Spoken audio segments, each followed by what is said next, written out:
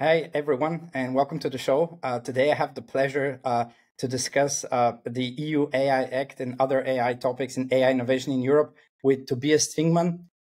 He needs no introduction, but for those of you that don't know him, he's a prominent author and an expert on AI.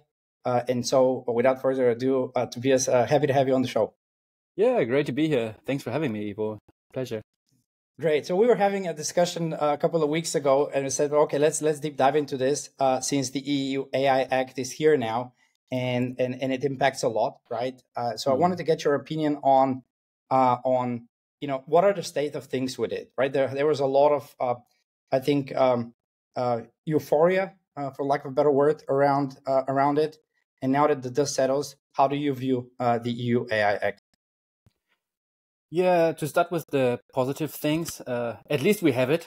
So the child is born, right? So this is good. I think in the past it was there was a lot of discussion around it, a lot of attention and focus went into this. And yeah, so I think uncertainty is always bad for adopting technology to businesses and for the economy. So it's good that we have it.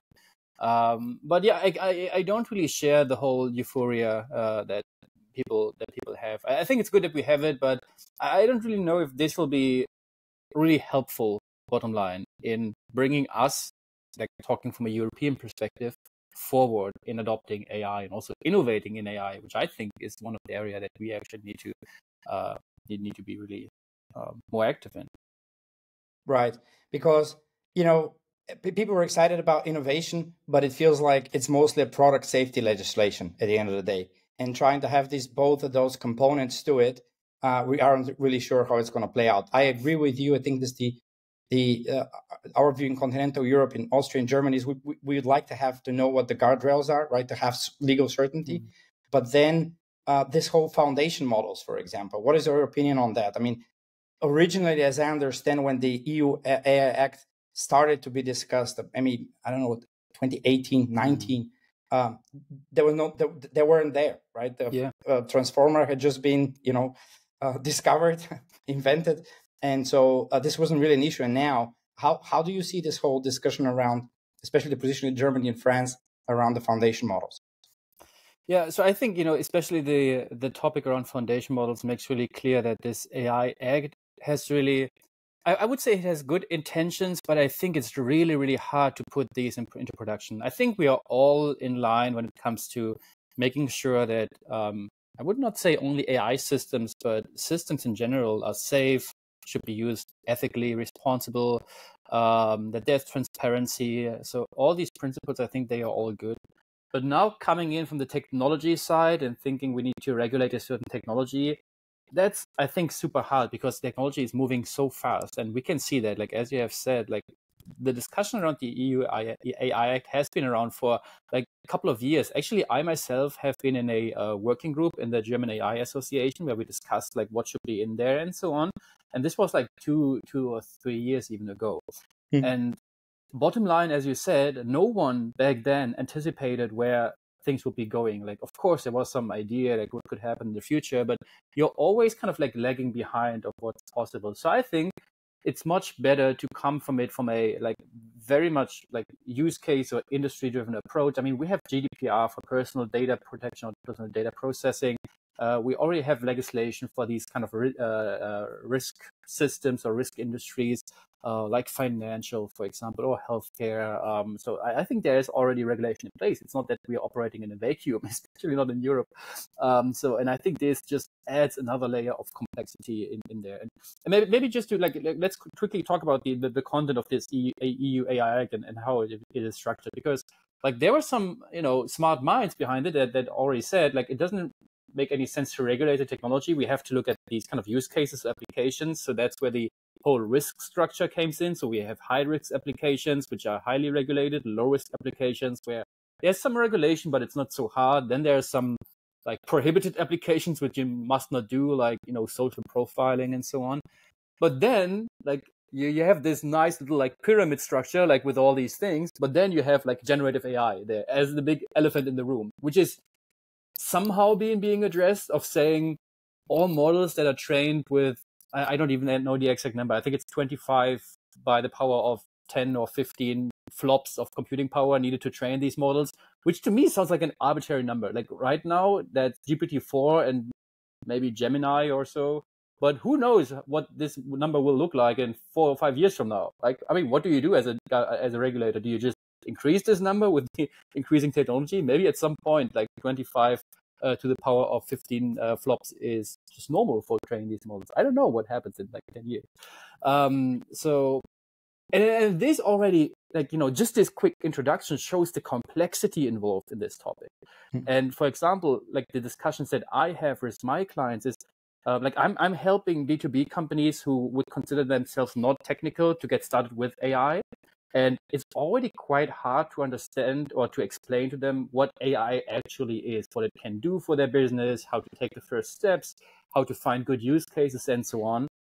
And now we also have to talk about the AI Act, and maybe they are not even affected by it, but still you have to kind of like just consider it and ruling it out. And in some cases, it's not even that obvious. For example, I work a lot on chatbot use cases. So you have these customer-facing AI applications. And from what I understand now from the EU AI Act is that like you need to be transparent to the user that they're interacting with a chatbot. Okay, fair enough.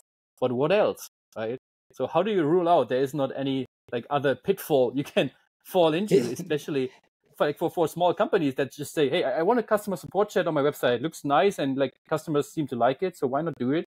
But then you have these like, okay, we will punish you with at least 10 million euros or 3% of the revenue, whatever is higher. And they're like, okay, that's kind of some risk attached here. So yeah, and I think this is like not really helpful. That's what I mean with helpful. It's not really helpful in making Germany or Europe catch up with innovation that is happening in other places in this world. So. Absolutely. I for example, view, GDPR was a very good thing, right? It's essentially very much based on kind of the German view on data privacy, and this is great. It had a lot of positive effects. You got exported out, and the world had to comply with it. But this is, I'm also with you that there's something different to this, right? With the AI Act. I mean, as you alluded to, even smaller companies will be able to attach themselves to like foundation models, to attach themselves to generative AI, and all of a sudden they're exposed to things that they have no way of understanding, no resources, to really fully grasp. I mean, one of the interesting use cases the other day is I was circulating with some car dealer in the US that had a chat about powered by ChatGPT. We were like, okay, give me a Python script that does this and that. And it's like 3 tokens. I'm just going to use this, or just as prompt injection type of stuff. And all of a sudden, even if you're a small company or like even a small dealership is not a small company, but yeah, small businesses would be impacted. I mean, the impact on the highly regulated industries, as you mentioned in financial industry, is I think is there, right? But you will be able to manage, right, in those industries. But the question remains, what we end up using, is it going to be European AI or American or Chinese AI, right? What's your view on, I know we now have these 2 great companies from Germany and from France that want to be at the forefront and have like a very competitive models out there.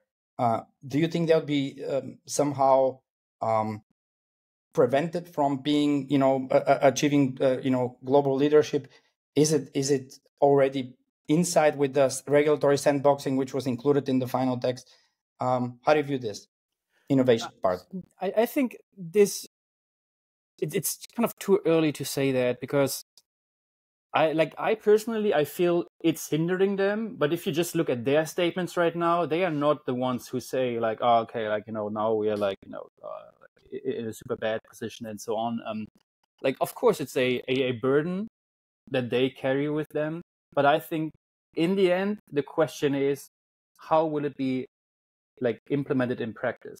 To give an example, it could be, because there's this 2-year grace period. It could be that every company that is already training something right now actually has a competitive advantage to everyone else just starting right now or starting in 2 or 3 years from now.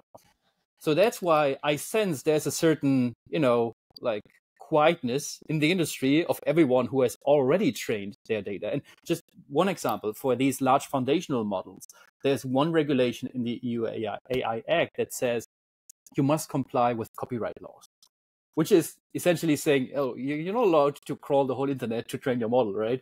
But turns out all of them did. So all of them crawled the whole internet. So it's already done. It happened. That's the whole point, to have that. Point, yeah. So, and if you're just starting out and you have now this framework of saying, okay, you're actually not allowed to do this, I think that's something else in contrast to, oh, actually we did it. And it turns out to be quite nice. And we actually have raised some money. And if there was a legal battle, we could probably fight it. But that's a completely different story compared to, well, we have to factor that in our founding and investment budget and so on, that we have to circumvent, or that we have to deal with this regulation. Because in the end, I think this is also what the GDPR has shown us. In the end, it's not automatically leading to higher data protection. It's not automatically leading to these things, but what happens is that the hurdle to do these things, like for example training a model or processing data or showing advertising, the hurdle becomes higher to do this. In GDPR, we have all the cookie banners everywhere, you have to click them, but in the end, if you click I accept, they still use your data, right? So it's just harder to do this because you need to have the consent. And the question now, and this I think the big question is, what will this "it's harder" look like for the EU AI Act? Is it just a bunch of paper forms you need to fill in? Is it just a bunch of button you need to click? Do we get another banner on top of the cookie banner that says I comply with this as being an AI service here in the back? I don't know how this should look like. And I think this is the uncertainty which makes it not so hard for the current players on the market, but especially for the ones that are looking to get started in this ecosystem. Right. So in this regard, there's there's this, they're kind of locked in with this first mover advantage. That's why they wanted to be at the front of having this regulated, but also just like everyone else, just to know what the rules of the game are, right? How can they be compliant and not not be exposed to legal risks? Yeah. This is a good point. What do you think individual companies, let's say your average normal industrial business in continental Europe should do that? We are likely to be using AI for various use cases. This is out of question. The question is, what falls under the regulation? Should I look at every if then else statement? Should I look at if I have a regression or a gradient boosted tree? Am I should I look, or is it really just this major automatic decision making and the risk of unethical things? I think even if you read the text, there's a lot of uncertainty. And obviously open up business for us as consultants to work with clients. But what do you think is the first things that they should be doing at the moment, if you were kind of the CEO of a mid-sized industrial company? Yeah, it's a good question. Honestly, I don't really have a definite answer on this, because my feeling is that most companies aren't actually even aware of the EU AI Act and what's going on there. Maybe they have heard about that in the news, but they don't even, that's my experience, they don't even sense that they could be affected somehow. So, and this kind of gives the liability or the responsibility back to us consultants coming in and bringing these AI use cases and helping them develop these AI use cases. So we now bring the package of technology and use cases, and then also adding, okay, you might potentially be affected with the AI Act. Here's some kind of general information I can give you, but in the end, it boils down to legal advice. I'm not a lawyer.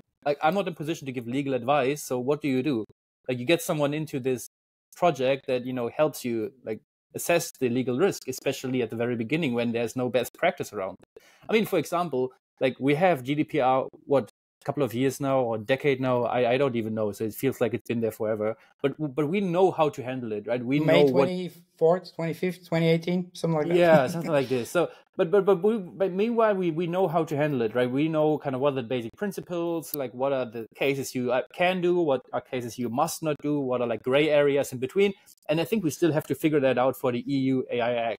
But this makes it really hard right now if you launch these new AI use cases to figure out, okay, obviously we are probably in a high risk or low risk area. That's pretty easy to figure out. But even in a low risk area, what happens if you use these foundational models? So do you have to, because the EU AI Act is not only regulating the like generation of these models or the production of these models, but also the deployment. So the whole application actually. And this is, it's a big question. It's a big question. I think like I'm following the news, like there are blog articles coming out regularly where like different consultants or lawyers are like getting their take. And I think this is just what's happening right now. Like everyone's like giving their take, but the big question is really how will it work in practice? Yeah, and how is it going to be enforced? Whether it's how is it going to be enforced? Yeah, and is it low risk or mid risk? Like, at what point does someone definitively say it's mid and not low? And you know, it's not like this. I mean, in the extreme cases, you're right. It would be pretty clear if it's something highly unethical or something completely, you know, non-troublesome. But this middle ground leaves a lot of room for interpretation. Maybe even more than prior to it, right? and I know my German customers, what they do. They say, okay, let's wait and see. Let's wait and see. And this is exactly what must not happen, because I think right now we are in a position where people have to experiment with AI. I'm not saying that you should revolutionize or transform your business tomorrow with AI or all these like exaggerated things, but I really believe that every company needs to make their first baby steps with AI in order to figure out what is it, how does it work, can it be useful for me, what are good use cases, what are not good use cases, what are the pitfalls. These are all things which are really, really hard. For a simple example, you can read a book about ChatGPT if there was one. There's probably a book about ChatGPT, but it's much easier to just use it and see what it can do, right? So, and you don't want to regulate that, I think. You know, you want people to actually interact with that technology and see what it is. And this is why I think this like whole regulation comes at a really, really bad timing, because at least under my impression, with especially ChatGPT, we had this kind of hype, you know, some people were experimenting with this technology. There was kind of like enthusiasm, and there people like suddenly wanted to build prototypes again. Like, you know, prototypes were out for a couple of years, but right now prototypes were like good again, because these technologies were there.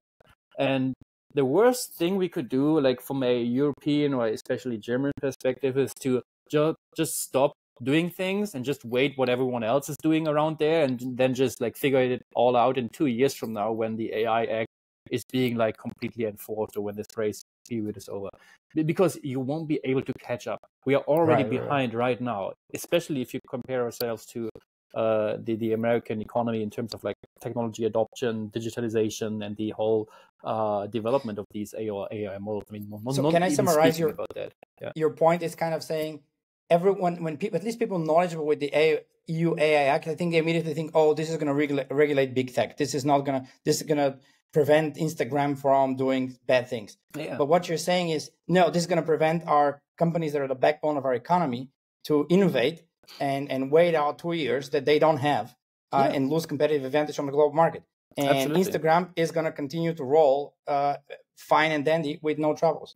Yeah, absolutely. And I think, and this is like also what happened at other regulations as well. Like the big companies, they have resources to fight their legal battles. They have resources to comply with everything. So that's one general like just realization that I have right now. Like especially regulations from like high level institutions like the EU, like they just don't stop the big companies doing these things. It's just like they comply with it in whatever way, right? And like there's just a whole framework what that means. And again, comply does not mean that you stop doing it. Just comply means that you build the framework that everything is legally sound and safe, as for example getting the consent, or as for example making sure that you're not in a high risk application by changing whatever definition in the back. Like it's not as straightforward as saying, okay, like, you know, this is forbidden, so you don't do it. It's more like, okay, if this is forbidden, you know, let's try to use this angle in order to do what we want to do.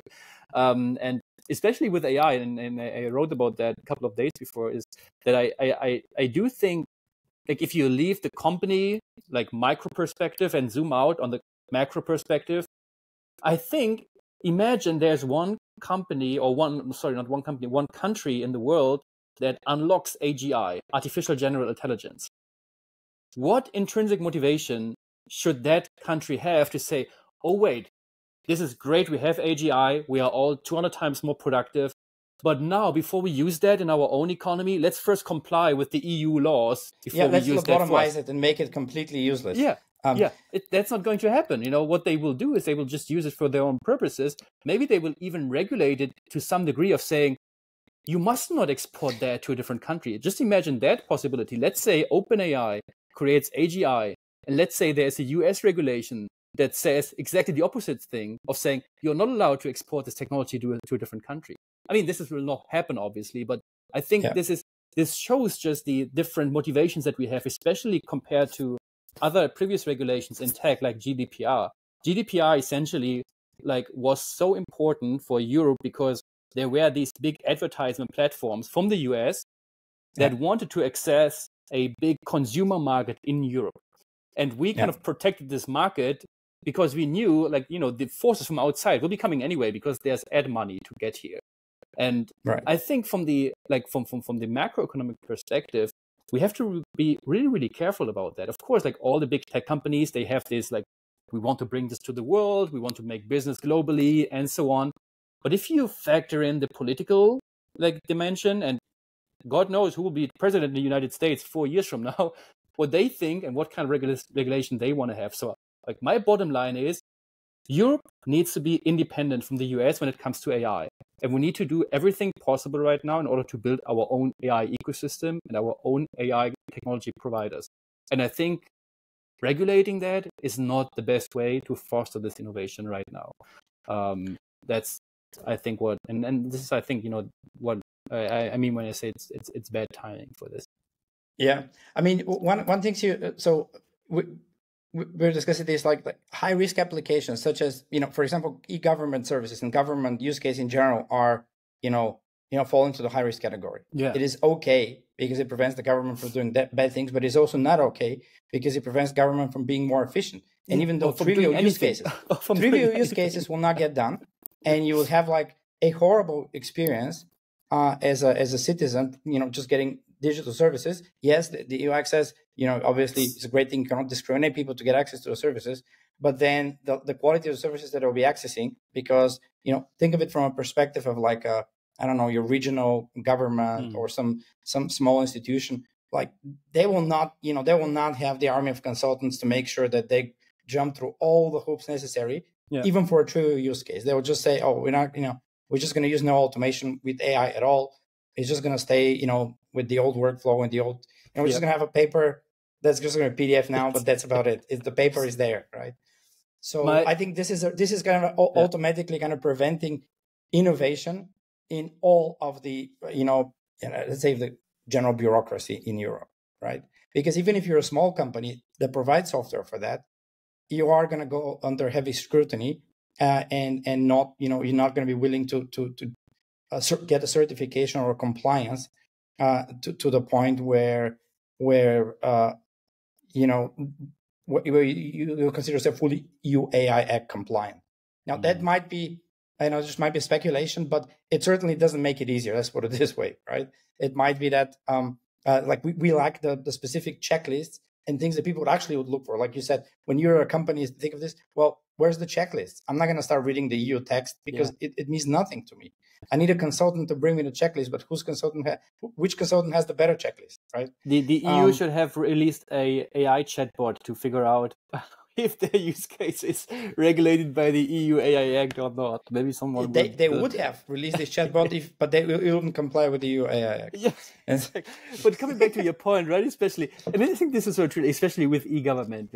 My prediction is in the next 10 years, we will not see AI in e-government, especially in Germany, happening for the next 5 to 10 years. I hope I will be proven wrong. But I just looking into history and how things evolve, I don't really believe in this, because right now we will have people sitting there saying, oh, you know what, that's AI. That sounds really complicated and also sounds pretty regulated, and probably we're not allowed to do this. I'm sorry, we can't do it. We would like to do it, but we are not, we can't do this, right? It's just even for obvious use cases. I mean, I'm not saying, obviously, even for things that have nothing to do with the individual, but consider the back office processes. That's what I actually mean. So things that actually add on top of the bureaucracy, well, it will be very hard. And the argument point is, why can't we do it? Is, oh, because then we'd have fall into this, category Yeah, inadvertently, exactly. even though in reality we have nothing to do with trying to do something unethical with the citizens, but just cannot reform our paperwork because of the EU AI Act, and that's maybe a price that we're willing to pay as Europeans, but maybe not, right? So to your point that just waiting out and seeing how it's going to play out is maybe not the best strategy, but then you kind of formulate your own recommendation by saying you should not wait out and see, oh, let's wait, because if you look at this is going to actually enter into force in like mid next year with a 2-year grace period, right? So that's like mid 26 when you actually start, when you actually must comply with this. Yeah. And even if you consider that the individual countries and like the way that it's handled, it'll give you probably another year. I mean, I'm just speculating, but it's a long time in the future when you actually know that all of these fines that are built in and like penalties might kick in. Yeah. And so I'm fully with you that I think most large organizations are just going to wait out and see, and try to implement it the most efficient way, because people err on both sides, right? Doing some very complex thing around it, and then or skipping it altogether. And so maybe something in between is advisable. But I certainly think that that everyone should look and read it, at least from the decision makers, and try to get a feel of where and how they're impacted, and then so should obviously the IT folks, IT leads and CDOs and software people actually need to do changes on applications. Or know how to not do certain things. I think overall, if you really zoom out, it reads like good practice. All those things really, it's hard to disagree that, classifying your use of AI is something super, difficult or wrong. And everyone would agree that these unethical use cases, that they should not be happening anyway. And, but the interesting thing is that, as you said, like you mentioned finance and healthcare, well, there's a lot of sectoral legislation already in place. How is a bank now? How does this add on top of preventing a bank from not giving me a loan, right? Or does it just add to their cost? Which is, by the way, already regulated. Like credit scoring is already regulated. It's like, of course it is. Yeah. It's highly. You cannot discriminate as it is. Data protection is there, and banking secrecy and all those. So just to mention the very basics of the basics. So all of those things are there, and so you probably think that it will impact industries that are not regulated, but that might be heavy users of AI. And so it definitely leaves a zone where the unintended consequences are there, but it's difficult for us to speculate what this exactly will be, and that's exactly the risk that I think both you and I are seeing in this. Right? Yeah, absolutely. And but nevertheless, I think I'm not negative and counter to this. I think it still puts Europe on the global stage, and if the top European companies are okay with it, and they I think largely are in the latest version, then maybe not everything is lost, right? So certainly not. Yeah. So but it's definitely. I think it's definitely not. We put a man on the moon. Does that make sense? Like all the euphoria with EU Act is here, or maybe was it just our bubble on LinkedIn? Yeah, I think like at least I have the impression that it was only our bubble that actually like talked about that. I think in the mainstream media it was like there was one report in the mainstream like evening news on that's it, which I saw. Like there's not a huge discussion around this, so I don't think it's like that big already in general population. It was front page, but then what does the average person think of AI? What do they know about? Because let's be honest, this is very highly technocratic. Right. And the average citizen should not be an expert on judging whether that is something that's very impactful to their lives, to their jobs, sort of job security. How do you view this whole maybe with this legislation as the job security aspect of AI? What's your opinion on this? In the long run, if we don't have any companies more here in Europe, like it will be hard with job security. So I think this is the higher risk overall. Let's zoom out a little bit. Like we're trying to regulate AI here, which is like disrupting the economy and taking away jobs and so on. But sometimes I feel like this is more trying to regulate dynamite when the actual goal is to regulate the atomic bomb, right? We are like we are not there yet, and honestly, we don't know if we will be at this AGI point. Just like at this time of the recording, when we were recording, no big tech company on earth has managed it to beat GPT-4 by a large degree of by a large number of performance increase. So the big question mark is like, are we actually going to see this incredible, like increasing exponential growth of like AI capabilities, larger and larger models? Will GPT-5 really be 10 times or 2 times more? Let's even talk about 2 times more capable than GPT-4. Like, we don't know. It could also be, and like, you know, some leading researchers are also having this standpoint of saying, like, LLMs and the architecture that we have and the way we do it right now, this will be a dead end. This will not lead to AGI. Jan LeCun is a big proponent of this idea of saying, hey, like, that's not the way to AGI. It won't scale to that. OpenAI, of course, OpenAI thinks the opposite. They think, yeah, we just need to put more like data and more computing power to it, and you know, this will be the way to AGI. But just the fact that, I mean, GPT-4 is how old now? Like one year or something like that? 1 year, something like that. Yeah. Within that 1 year, no single large tech company with all resources on Earth has managed to outperform GPT-4 by a large degree. And this kind of like tells me that, like, you know, maybe it's not that easy to do it. So I share the sentiment, and I think there has to be not even one, but several kind of breakthrough inventions like the transformer to get there.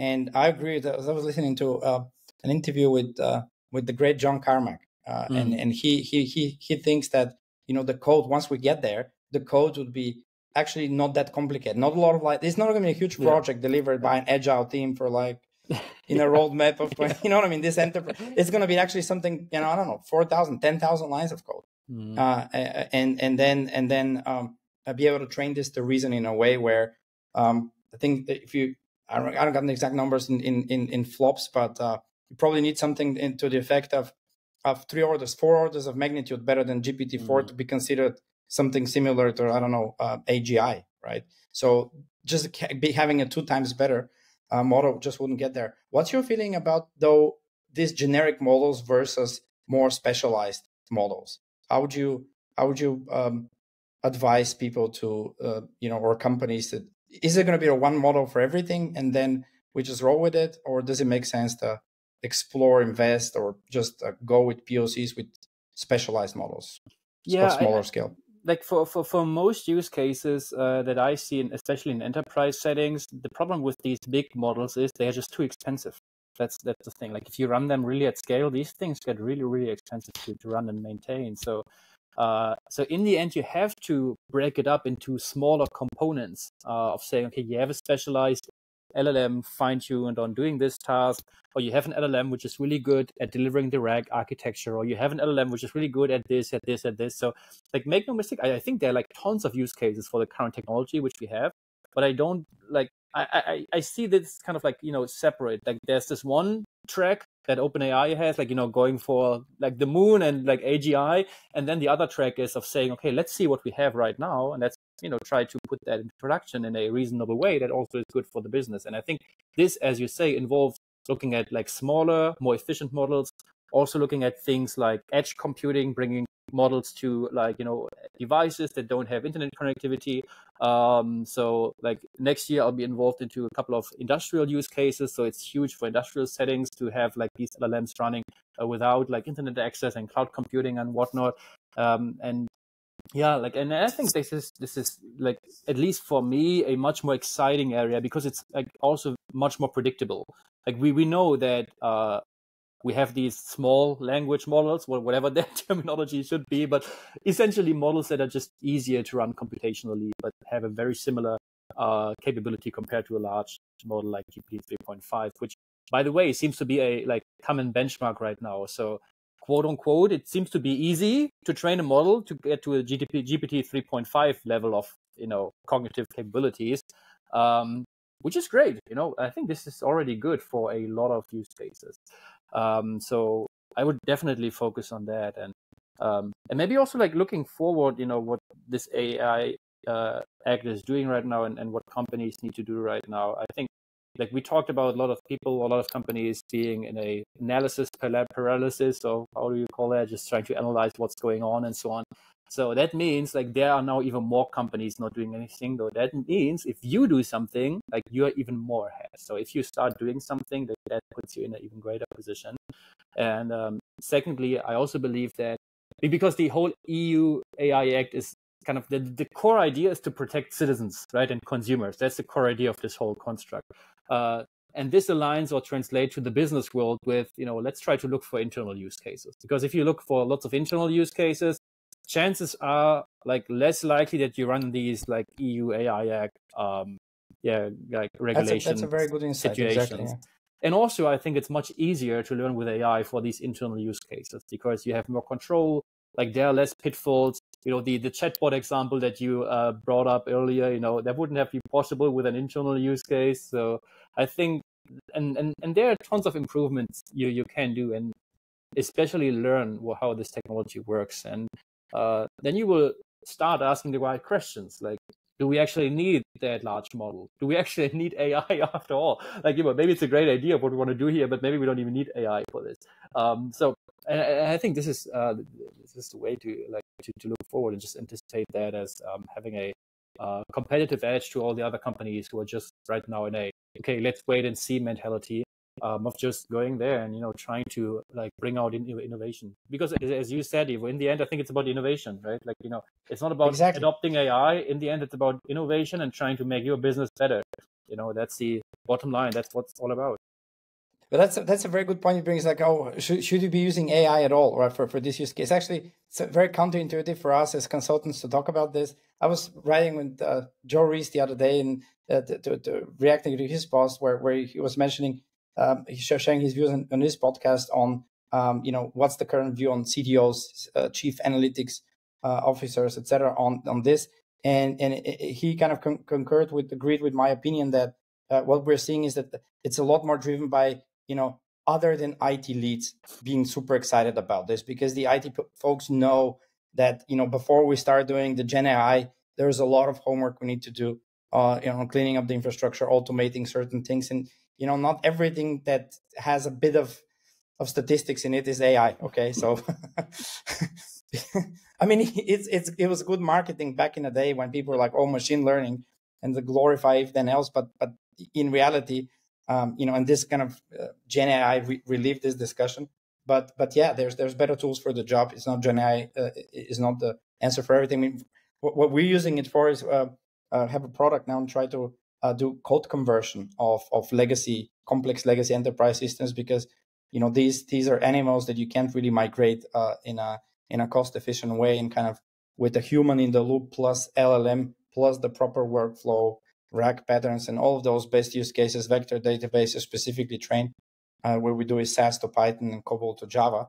But my bet is that it's kind of like it's a discount on your own time if you were to do it fully manually. It's not a magic bullet, but it does save, I don't know, half of the work. Yeah. And half of the work for a large project is a lot of work to be able to save half of the work. So but yeah, I fully agree with you that we shouldn't consider this AI to be the answer to everything. And I think that concludes kind of the discussion with you today. I think was very, very great to hear your opinion on this and to kind of bring some clarity into this EU AI Act noise that was out there. Thanks so much, Tobias. I was very happy to have you as a guest. Yeah, me too. Thanks for having me. Thanks for the invite. Thanks, everyone. Cheers.